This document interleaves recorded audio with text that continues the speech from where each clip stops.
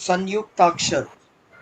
संयुक्ताक्षर क्या होता है? संयुक्ताक्षर अ, व्यंजन और स्वर को जॉइन करके, या स्वर और स्वर को जॉइन करके उसकी मात्राओं का भी सहयोग से जो शब्द तैयार होता है ना, उसको कहते हैं संयुक्ताक्षर। संयुक्ताक्षर लिखते समय व्यंजन और स्वर का सहयोग होता है, और उसके साथ स्वर मात्राओं का भी सहयोग होता है।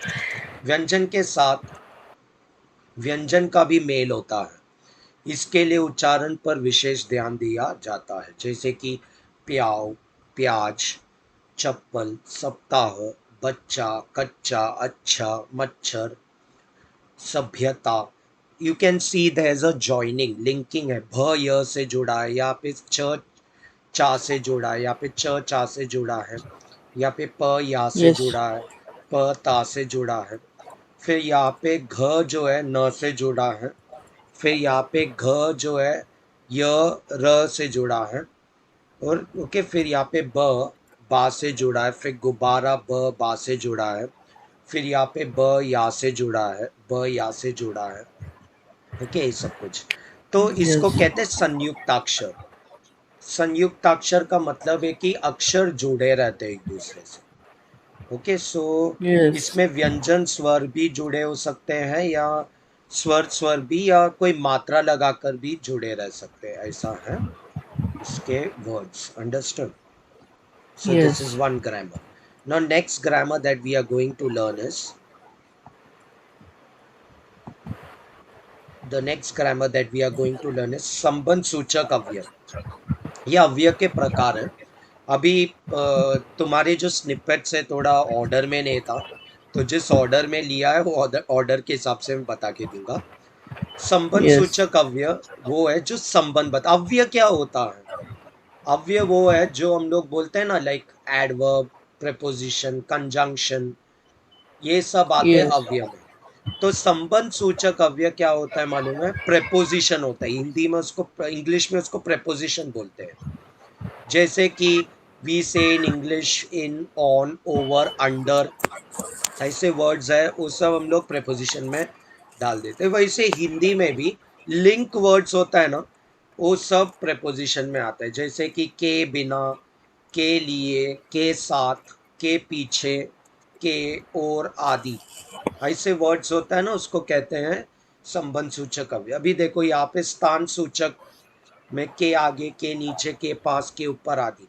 फिर काल सूचक में के बाद, के पश्चात, के पहले से पहले। दिशा सूचक में की तरफ। मतलब बता रहे हो, ये टाइप्स तुमको पढ़ने की जरूरत नहीं है। सिर्फ तुमको संबंध सूचक क्या है जानना है। टाइप्स ग्रामर टेक्स्ट बुक में दिया जाता है, लेकिन वो बोर्ड एग्जाम के बेस पे नहीं होता है। Sometimes in this standard your school must be asking, but इतना जरूरी नहीं है, इतना इंपॉर्टेंट नहीं है टाइप्स इसमें। तो भी मैं एक बार बता के देता हूँ। स्थान यानी प्लेस को बताने वाला, काल यानी समय को बताने वाला, दिशा यानी डायरेक्शन को Direction. बताने वाला, साधन यानी कोई सामग्री या थिंग से जुड़ा। Yes. समानता पूर्वक का मतलब है ये समानता बताने वाली, सिमिलैरिटी। फिर Yes. नेक्स्ट इज कारण सूचक, कारण बताने वाला। तुलना सूचक जो कंपैरिजन होता है। साथ सूचक यानी संग जो होते हैं। फिर विरोध सूचक जो विरुद्ध में हुआ जाता है। Understood? So this is how we learn this संबंध सूचक। और संबंध सूचक और क्रिया विशेषण में अंतर क्या है देखो। क्रिया विशेषण में ऐसा होता है, गोपाल भीतर गया, भीतर क्रिया विशेषण है। लेकिन Yes. संबंध सूचक में अगर हम ये लिखेंगे ना, तो के लगा के लिखेंगे, के या का या की, ऐसे वर्ड्स होता है ना, वो लगा के लिखते तो संबंध सूचक हो जाता है। The next grammar we learn is समुच्चय बोधक अव्यय। ये समुच्चय बोधक अव्यय क्या होता है? इट इज जो कंजंक्शन हम इंग्लिश में कहते हैं ना, वो सब समुच्चय बोधक अव्यय में आते हैं। जैसे और, तथा, पर, किंतु, बल्कि, अथवा आदि, ऐसे वर्ड्स आते हैं इसमें। अंडरस्टूड? इसको हम कहते हैं समुच्चय बोधक। Is this clear to you? तो समुच्चय बोधक थोड़ा क्लियर हुआ ना। अभी नेक्स्ट क्रिया। ये मिक्स्ड है grammar, as I told earlier. जैसा आ रहा है Yes. वैसा मैं बता के देता हूँ। जैसे जिस ऑर्डर में तुमने इसमें डाला ना, क्या उसका नाम, व्हाट्सएप में, वो ऑर्डर में मैंने डाउनलोड किया है, so I don't know which yes page is first and which page is second. तो जैसा स्निपेट्स है उसके हिसाब से मैं बता रहा हूँ। क्रिया है ये, अभी अव्यय से हम लोग डायरेक्ट क्रिया में है। अव्यय एक अलग चीज है, क्रिया एक अलग चीज है। क्रिया क्रिया में आता है, यानी वर्ब में आता है। प्रथम प्रेरणार्थक क्रिया और द्वितीय प्रेरणार्थक क्रिया, सब क्या है? प्रेरणार्थक क्रिया के टाइप्स है ये, अंडरस्टूड। यस प्रेरणार्थक क्रिया क्या होता है? जैसे कि अगर मैं बोलेगा एक वर्ब पीना, पीना का प्रथम प्रेरणार्थक क्रिया होगा पिलाना, और उसका द्वितीय प्रेरणार्थक क्रिया होगा पिलवाना। तो जब ऐसे फॉर्म्स में आता है ना, पिलाना, पिलवाना, ऐसे फॉर्म्स में आता है ना, वो क्रिया को हम कहते हैं प्रेरणार्थक क्रिया। ऐसे फॉर्म और कोई क्रिया में नहीं आते हैं, सिर्फ प्रेरणार्थक में ही आता है, सहायक में भी नहीं आएंगे ऐसे फॉर्म। या अगर हम लोग कहेंगे ट्रांजिटिव इंट्रांजिटिव, या जैसे बोलते हैं ना सकर्म और अकर्मक, सकर्मक अकर्मक, ऐसे वर्ब्स होता है, उसमें भी ये फॉर्म नहीं आता है, पिलाना पिलवाना ऐसे वर्ड्स नहीं आता।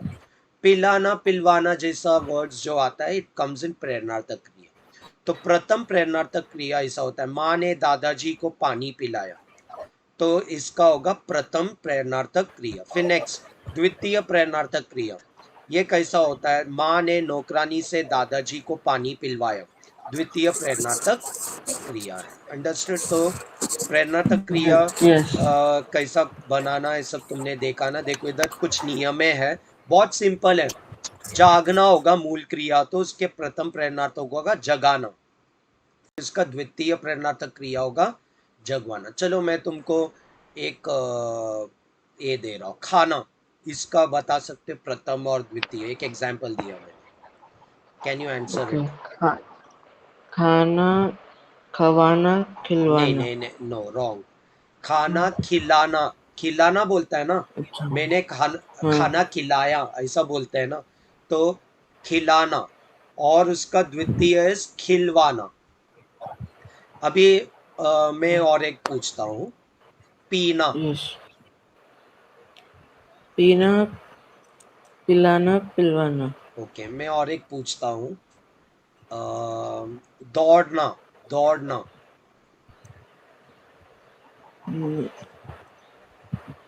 दौड़ना दौड़वाना दौड़ाना दौड़वाना ऐसा है। यस और नेक्स्ट इज खेलना।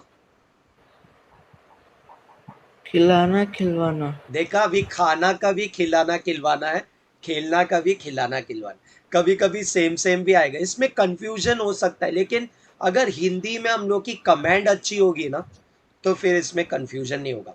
इसका तुम्हारे इसमें ही कुछ उदाहरण होंगे, वो सब उदाहरण के द्वारा जाओ। When they ask you questions, they ask like this, snippet fill up करने बोलेंगे, तो तुमको स्निपेट फिल अप करना पड़ेगा, that is what you have to do.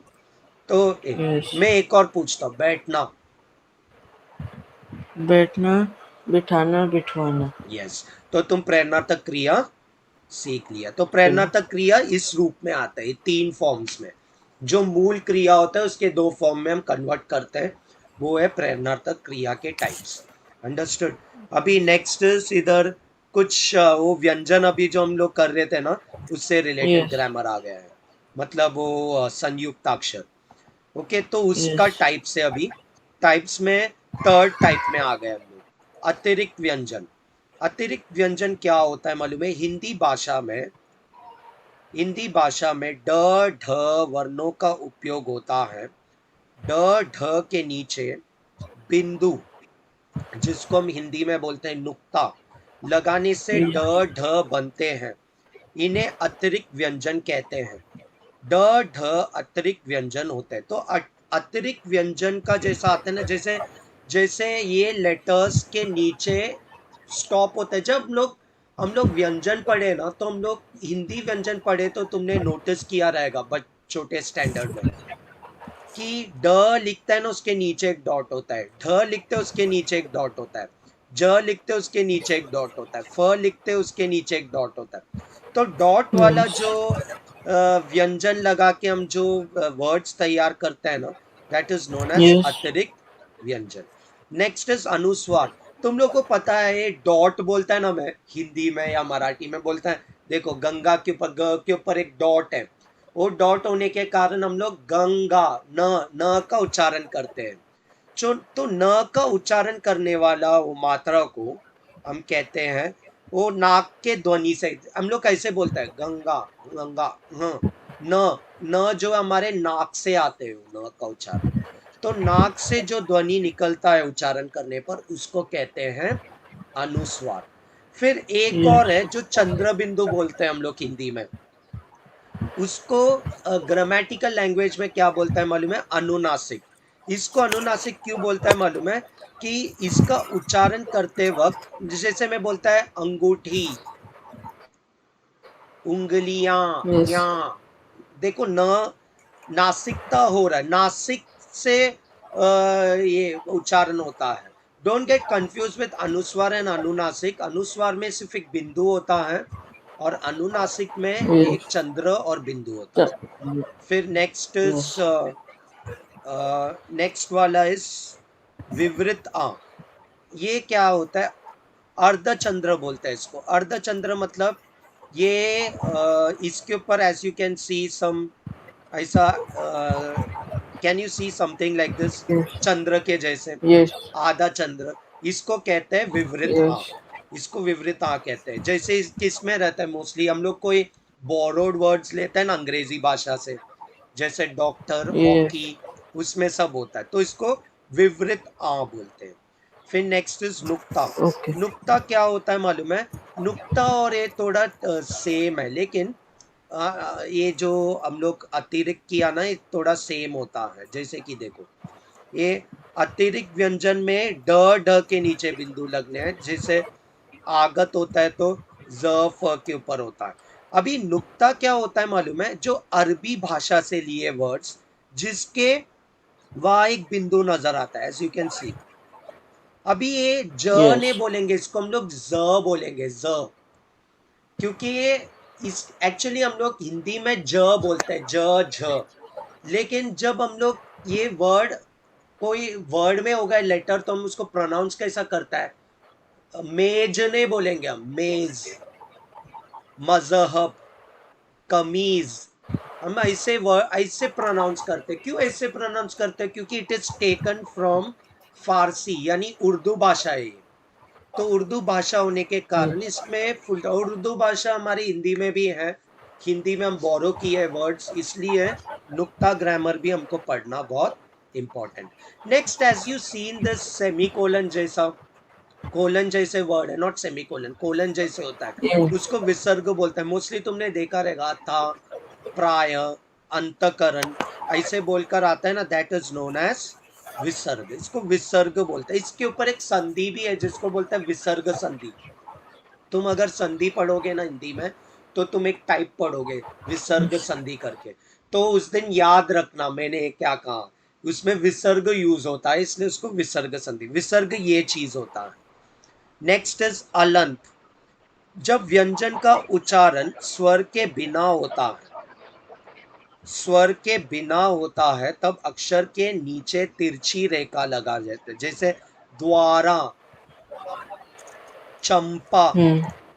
चर्म, 11 ज्वाइन करके हम बोल रहे हैं, उसको आधा, वो अक्षर को Yes. आधा माना जाता है, इसको हम कहते हैं अलंत। अंडरस्टूड? तो आई होप यू रिमेम्बर, इसकी एक्सप्लेनेशन मैंने दिया हूं तुमको। हिंदी ग्रामर टाइटल्स याद रखना है। अनुस्वार इज डॉट एंड अनुनासिक इज चंद्र बिंदु, विवृत इज आ। ये जब अरबी फारसी शब्द से लिए ज जैसे वर्ड होता है उच्चारण, उसको हम नुक्ता कहते हैं।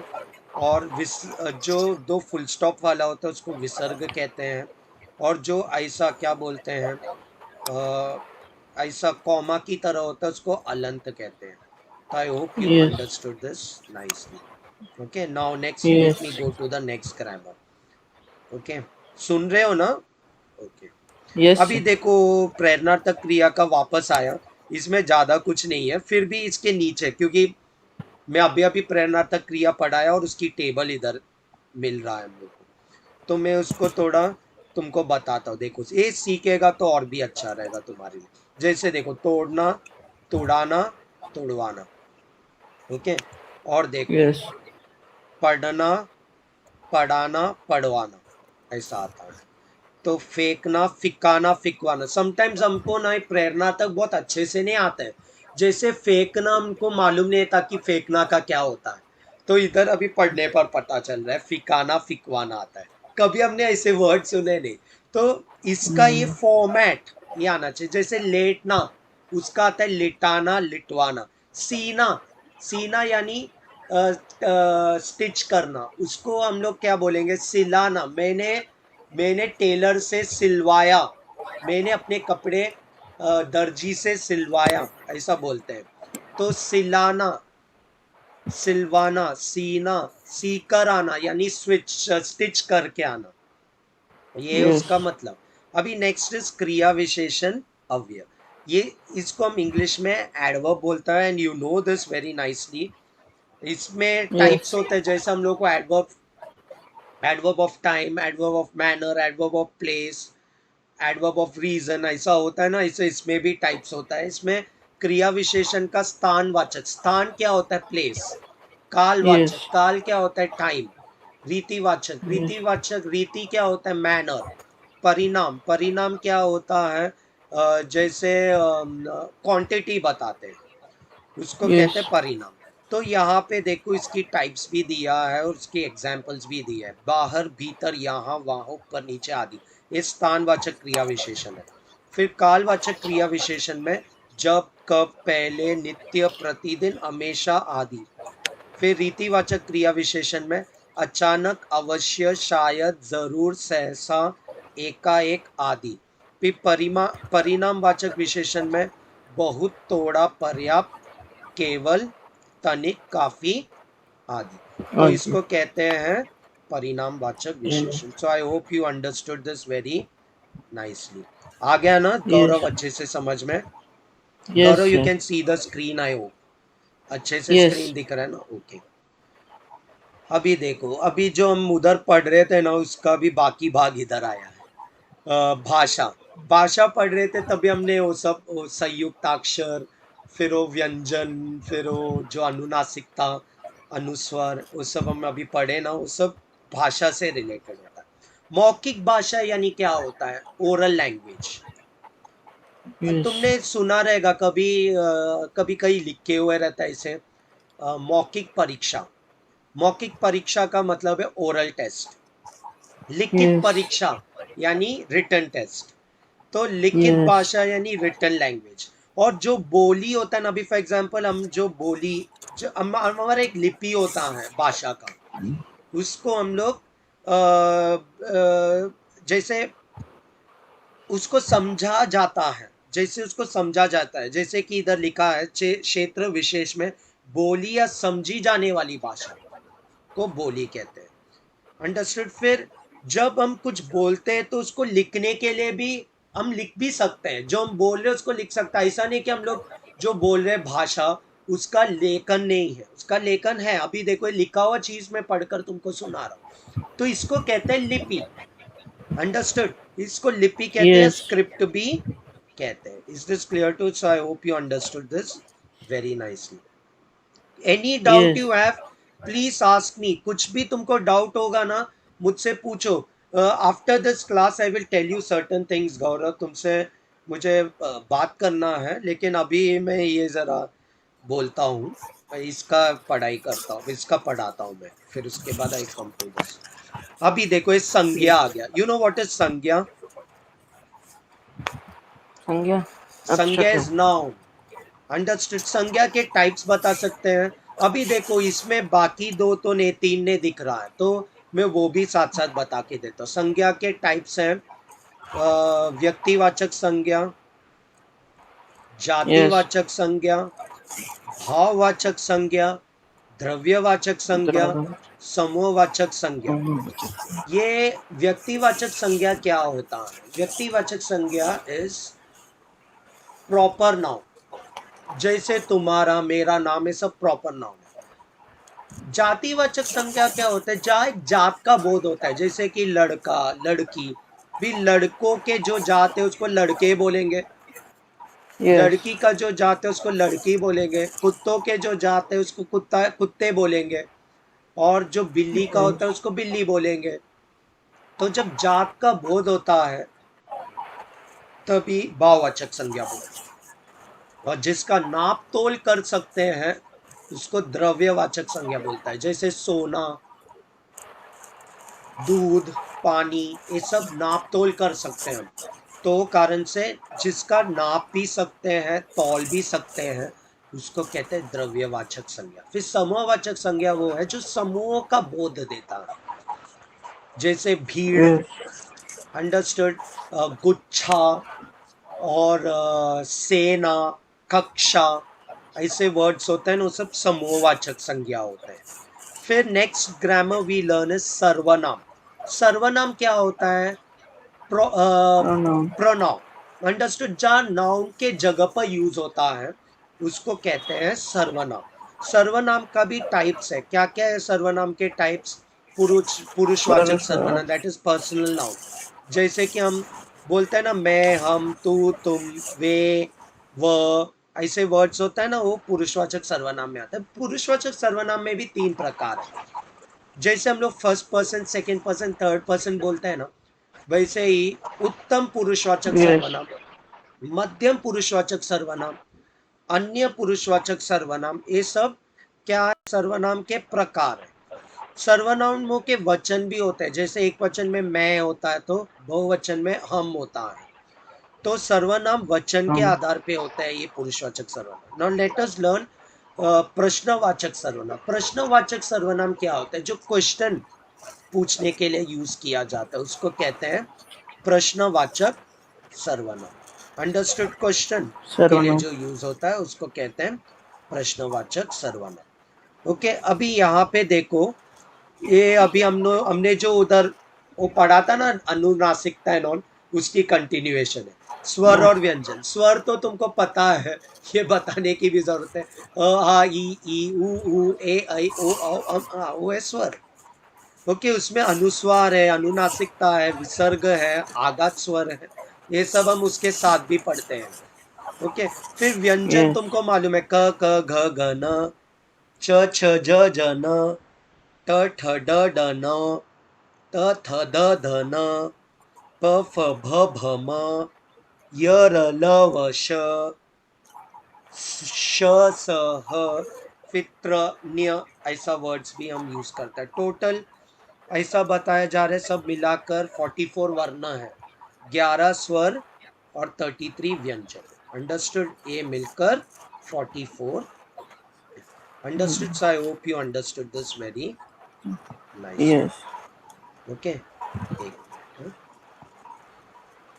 अभी वो जो विशेषण के प्रकार आ गए इधर, विशेषण का देखो एक प्रकार दिख रहा है, सार्वनामिक विशेषण। जहाँ सर्वनाम होता है ना विशेषण में, उसको सार्वनामिक विशेषण बोलते हैं। लेकिन याद रखना, सर्वनाम में भी सर्वनाम होता है और विशेषण में भी सर्वनाम है, लेकिन सर्वनाम का जो वर्ड्स है वो क्यों डिफरेंट है विशेषण से, बता सकते हो गौरव?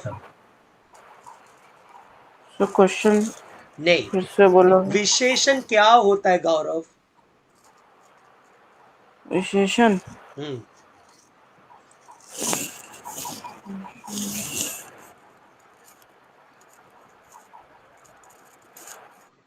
विशेषण इज एडजेक्टिव।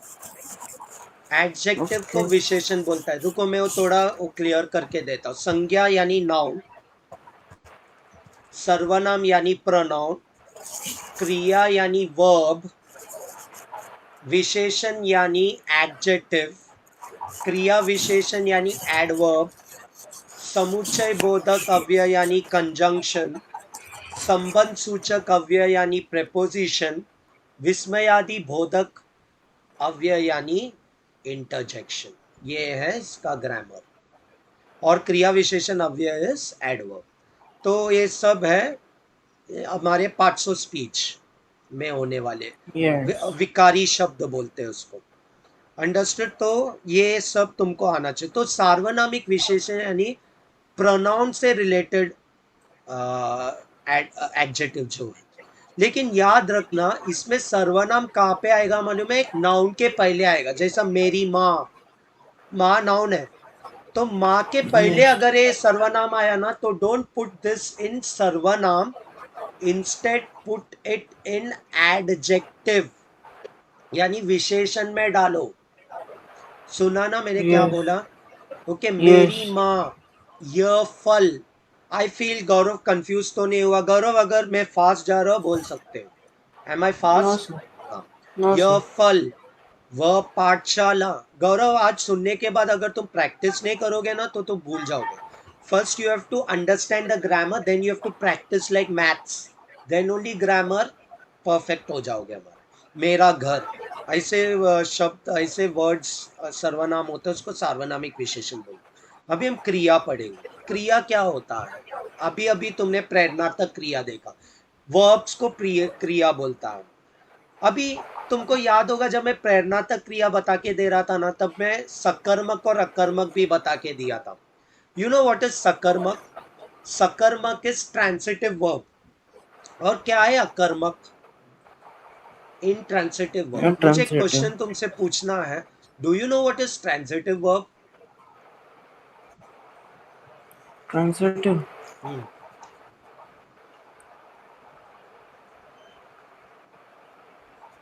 सर जो ऑब्जेक्ट और जहाँ पे सब. ऑब्जेक्ट होता है उसको ट्रांसिटिव बोलता है ना, वो है ना इंग्लिश में। तो हिंदी में भी Yes. सेम है। हिंदी में क्या है मालूम है? ऑब्जेक्ट को कर्म बोलते हैं। अगर कर्म है तो सकर्मक है, अगर कर्म नहीं है वो अकर्मक है। अंडरस्टूड? जैसे राम तो आम अकर्म. खाता है, यह आम कर्म है। राम पत्र लिखता है, पत्र कर्म है। जिस पे एक्शन किया जाता है वो ऑब्जेक्ट है। तो लिखने का एक्शन किस पे कर रहे हैं? पत्र पे कर रहे हैं। खाने का एक्शन किस पे कर रहे हैं? आम पर कर रहे हैं। और जिसमें ऑब्जेक्ट प्रेजेंट नहीं है उसको इंट्रांसिटिव वर्ब बोलते हैं। जैसे राम बोलता है, राम खेलता है।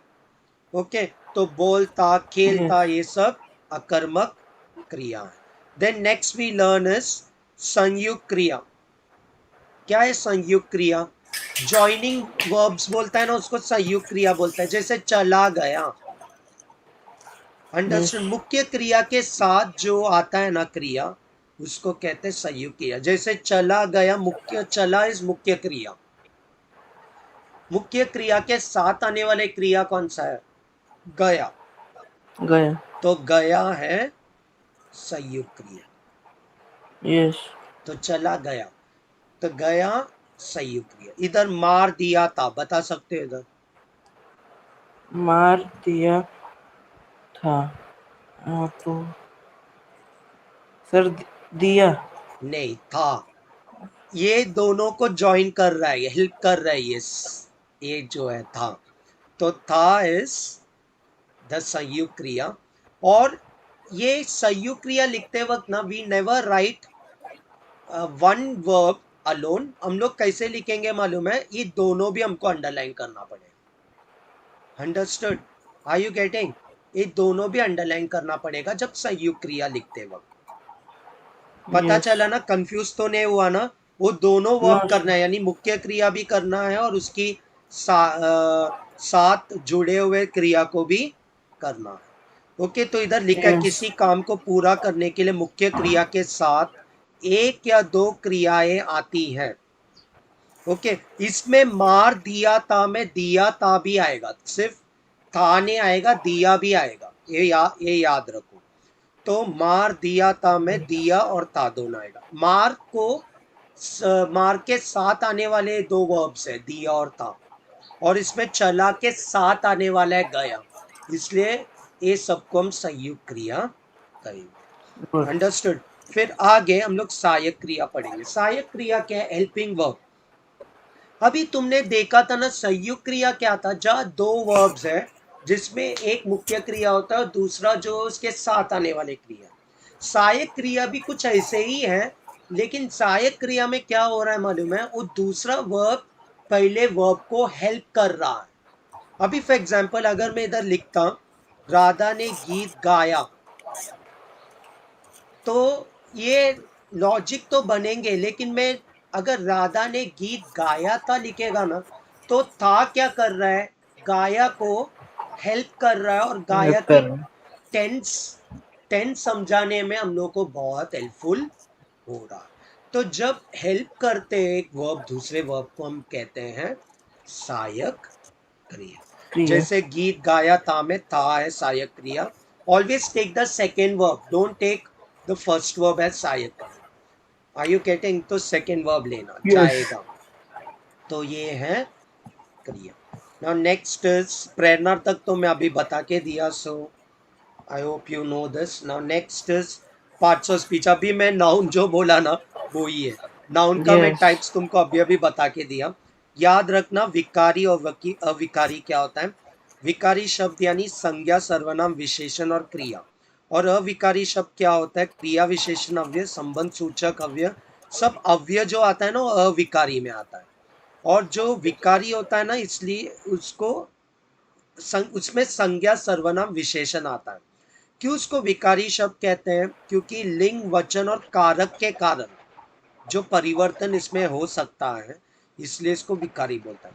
और इसमें इसको अविकारी क्यों बोलता है? क्योंकि जिन शब्दों में लिंग, वचन और कारक के कारण रूप परिवर्तन या रूपांतर नहीं होता, इसमें रूप परिवर्तन नहीं हो सकेगा, इसमें रूप परिवर्तन होता है।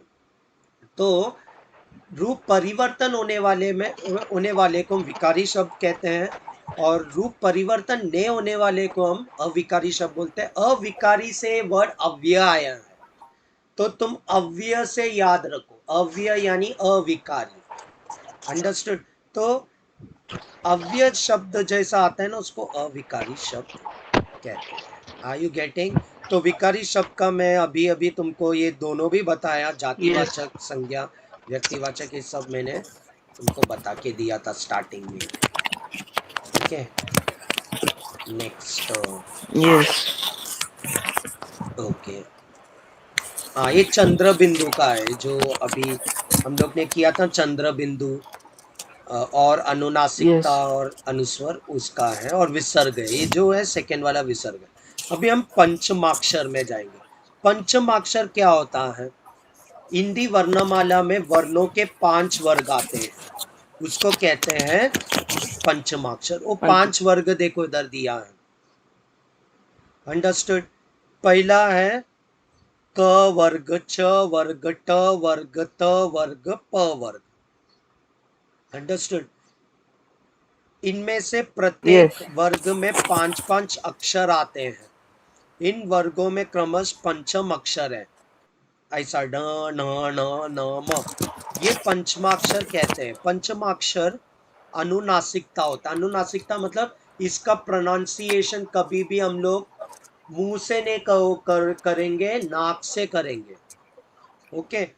आधुनिक यस। हिंदी में पंचमाक्षर के स्थान पर अनुस्वार से काम लिया जाता है। आधुनिक हिंदी हम लोग अनुस्वार यूज करते हैं, यानी हम लोग को पॉइंट यूज करते हैं इसको मेंशन करने के लिए। अगर ये है कोई वर्ड में, तो आधुनिक हिंदी में हम लोग ये यूज नहीं करते। इसलिए तुम लोग देखने का, जब तुम लोग वर्णमाला पढ़ते हैं ना, तो तुम लोग ये लेटर्स भी पढ़ते हैं, लेकिन ये लेटर्स में दोनों तुम लोग का ही नजर नहीं आता है। ये 3 तो नजर यस। आता है, लेकिन ये दोनों नजर ही नहीं आ रहा है। क्यों? क्योंकि आधुनिक हिंदी में इस सब के लिए ये डॉट जो है ना उसका यूज किया जाता है। जैसे देखो, कंठ, संजना, ग्रंथ, गुफन, अंत, भंडार, श्रृंखला, निबंध, चंपा, संकट, वांछित, असंभव, चंचल, तंग, पसंद, लंबाई, बंटी, राष्ट्रसंघ, झंझावत, पंढरपुर। अभी हम लोग ज्यादातर ना संवाद नहीं बोलते, हम उसको कैसा प्रोनाउंस करते हैं, संवाद। संवाद क्यों हम उसको संवाद बोलते हैं? क्योंकि उन न का उच्चारण हम नाक से करें, तो संवाद। ओके। और अगर ये होता है जैसे यस। ग्रंथ, तो हम ग्रंथ बोलता है, लेकिन ग्रंथ कंठ ज्यादा हम उसको एने देंगे, we will not give so much. जैसे अहिंसा, हिंसा को कैसे हम लोग डिपिक्ट करते हैं, ही के ऊपर एक बिंदु लगाते हैं, उससे हम उसको बताते हैं। तो देखो इधर दिया है Yes. अलंकार, क ल न, तो अलंकार आ गया। ये पंच, ये उच्चारण है और आधुनिक हिंदी में ऐसा लिखा जाता है। दंड, Yeah. संध्या, देखो इसको आधुनिक हिंदी में कैसा लिखे। बिंब, सब में तुम देखने का फुल स्टॉप, यानी वो 5 अक्षरों के लिए एक ही अनुस्वर यूज किया जाता है, इसलिए इसको पंचमाक्षर कहते हैं।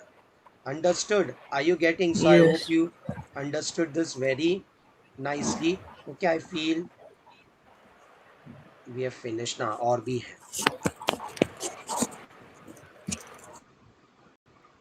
यहाँ पे देखो अल्लंत लगाकर जुड़ने वाला अक्षर, अल्लंत लगाकर ऐसा अक्षर जुड़ता है, खट्टा, छुट्टी, एक ट जैसा रहता है ना, ठ, इसको कहते हैं। आधा व्यंजन लिखकर जुड़ने वाला अक्षर।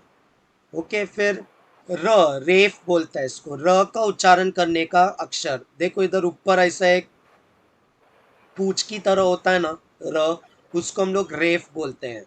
ओके, और दूसरा भी एक र Yes. है ऐसा, प्र, प के साथ जुड़े रहता है, जैसा देखो प के साथ जुड़े रहता है ये र। तो र का लिखने का बहुत प्रकार है। फिर देखो ये र, ट्रक में, फिर ये तो स्वतंत्र व्यंजन है, ये र, ये जो र है ये स्वतंत्र व्यंजन Yes. है। लेकिन इसमें देखो ये र के लिए ऐसे एक ऊपर से बाल जैसा चोटी होता है ना, हम लोग चोटी कैसे बांधते हैं वैसे एक पोनी टेल जैसा बांधते हैं ना, उसी तरह Yes. दिखने वाला ये रेफ होता है। फिर जो ऐसा प के साथ र जुड़ा रहता है उसको प्रणाम। फिर ट्रक, फिर ऐसा जो होता है स्वतंत्र होता है उसको हम लोग कहते हैं। So I hope you understood this very nicely. अभी भिन्नता से Yes. जुड़ने वाला अक्षर। ओके, यहाँ पे व्यंग्य, पृथ्वी, वृक्ष, ईर्ष्या, स्वर्ग, संस्कृति, सृष्टि, प्रसन्न, वो भिन्नता से जुड़ने वाले अक्षर होते हैं। ओके, फिर Hmm. अनुनासिकता मैंने अभी बताया, और पंचमाक्षर ध्वनि भी अभी पिछले इसमें हम लोग देखे थे। So I hope you understood this that nicely. Okay, now next. Yes. हाँ, ये प्रोनाउन के टाइप है। निश्चयवाचक सर्वनाम, जब निश्चय होता है, डेफिनेट होता है, जैसे यह पुस्तक, यानी मुझे डेफिनेटली मालूम है पुस्तक, ये पुस्तकें, वह आदमी, आदि, ऐसे वर्ड्स होता है ना, उसको निश्चयवाचक सर्वनाम बोलते हैं। अनिश्चय मतलब जहां मुझे कोई निश्चय नहीं है, जैसे किसी, कहीं, कोई, कुछ, आदि, उसको अनिश्चयवाचक सर्वनाम बोलते हैं। फिर संबंधवाचक सर्वनाम मतलब जो संबंध दर्शाते हैं, रिलेटिव प्रोनाउन बोलते हैं। जो, सो, जैसे, जैसे भरोगे वैसे, जैसा बोलते हैं ना, जैसे तसे, जैसे वैसे, जो संबंध दर्शाने Yes. वाला होता है ना, उसको हम कहते हैं संबंधवाचक सर्वनाम। और निजवाचक सर्वनाम मतलब हम लोग बोलते हैं ना इंग्लिश में, himself, yourself, thy self, Yes. ऐसे होता है ना, तो उसको रिफ्लेक्सिव प्रोनाउन बोलते हैं इंग्लिश में। उसका हिंदी है निजवाचक सर्वनाम। और निजवाचक सर्वनाम में अपने आप, स्वयं, आप ही, आदि, ऐसे होते हैं। फिर विशेषण तो अभी मैं बता के दिया था, एडजेक्टिव। और विशेषण के प्रकार क्या क्या आता है? गुणवाचक विशेषण, संख्यावाचक विशेषण, परिमाणवाचक विशेषण, सार्वनामिक विशेषण। ये गुणवाचक विशेषण क्या होता है? जिसमें गुण होते हैं, Gundashta. गुण होते हैं, उसको गुणवाचक Yes. विशेषण कहते हैं। फिर संख्यावाचक विशेषण किसको कहते हैं? जिसमें संख्या का बोध Another. होता हो, उसको संख्यावाचक विशेषण Yes. कहते हैं। फिर परिमाणवाचक विशेषण किसको कहते हैं? जिसमें क्वांटिटी होता है, we call it adjective of quantity. Okay, उसको Yes. संख्यावाचक परिमाणवाचक विशेषण बोलते हैं। फिर सार्वजनिक, सार्वनामिक विशेषण अभी अभी हम लोग पीछे किए थे, ये एक ही Yes. किए हम लोग, ये 3 बचा था हम लोग को करने के लिए, अभी वो 3 मिल गया। गुणवाचक में जैसे गुण बताते, सफेद फूल, शीतल छाया, खट्टे अंगूर, ताजे फल, ऊंचा पर्वत। फिर संख्यावाचक विशेषण में क्या आता है? संख्या को दर्शाने वाले, 50 छात्र, 2 बच्चे, कुछ लड़कियां, 10 पौधे, 20 आम, ऐसा होता है। फिर परिमाणवाचक Yes. विशेषण में जो क्वांटिटी बताने वाले, जैसे कि 2 किलो, 4 इंजन, आधा शेर, 10 मीटर, 1 लीटर, जो क्वांटिटीज बताते हैं ना उसको परिमाण कहते हैं, और जिसमें नंबर आता है उसको संख्यावाचक कहते हैं। तो आ गया ना, इसलिए दोनों की yes, डिफरेंस, नंबर आने वाले को संख्या कहते हैं और जिसमें क्वांटिटी होता है ना उसको परिमाण कहते हैं। So I hope you understood this very nicely. Okay, now yes, next it's over. So I hope you understood this very nicely. Okay, अच्छे से yes, तुमको समझ में आया। yes.